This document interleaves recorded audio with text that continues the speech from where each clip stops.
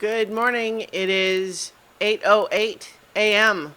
on Thursday, November 12th, 2020. I'm Christiana Ellis, and I just got up. This is 5 more minutes.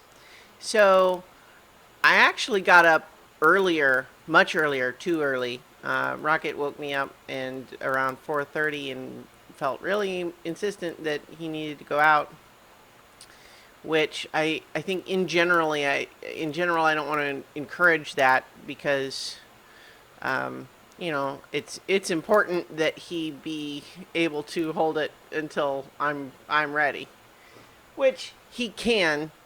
But every so often, like, he's pretty good at making it through the night, and so on the rare occasion that he does do it, I want to listen it just in case he's not feeling well or there's some sort of an emergency.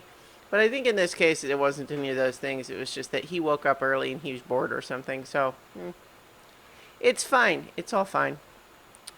But in any case, though, because I knew I was working from home today, I decided to let myself sleep in a little bit more, and so I did, and it was good. But also now I'm running late, even based on that schedule. So it's all fine. That's fine too.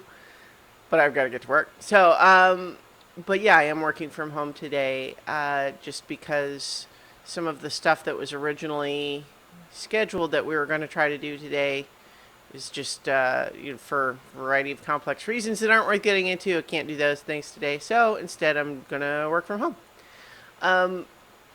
Last night, I had a pretty nice evening wherein I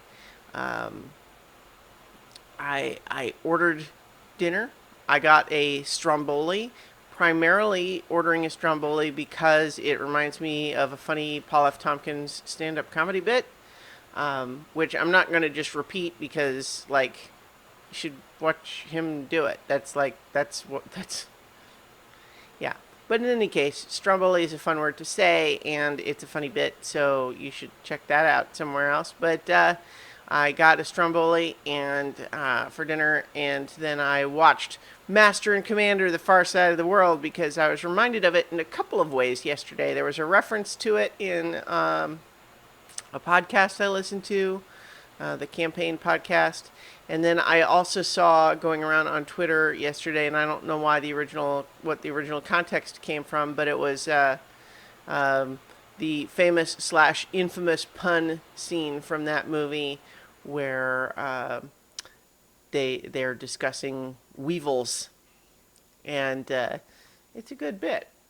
It's pretty funny, but I really enjoy that movie, and I reflect on it frequently because I think it's the best example I can think of a movie that I was very pleasantly surprised by, in the sense that when I went to see it in the theater, I did so not expecting much from it.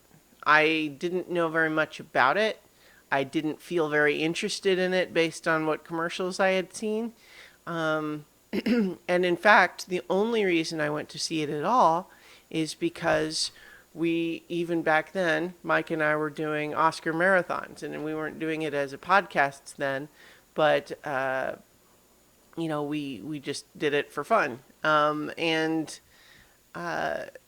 so I went to see it because it was nominated for Oscars, and I was like, oh, well, I guess I'll get that one out of the way. I'm not that interested, but, I'll go see it.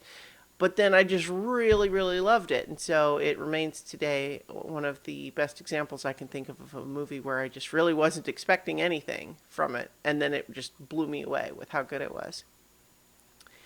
It just really...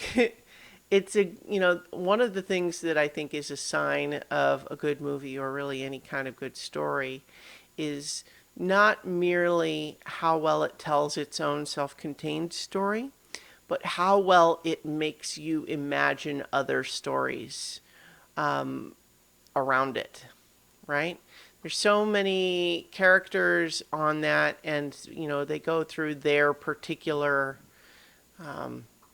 journey trying to hunt down this one French privateer in that story.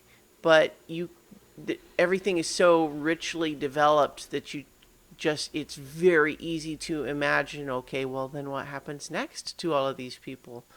Where did they come from, and what, and of course, the books that they're based on in our whole series. I haven't read any of them, but yeah, it sparks the imagination and inspires creativity, which is, I think, something that the best stories do. In any event, I'll leave it there for now, and I'll talk to you all tomorrow for 5 more minutes.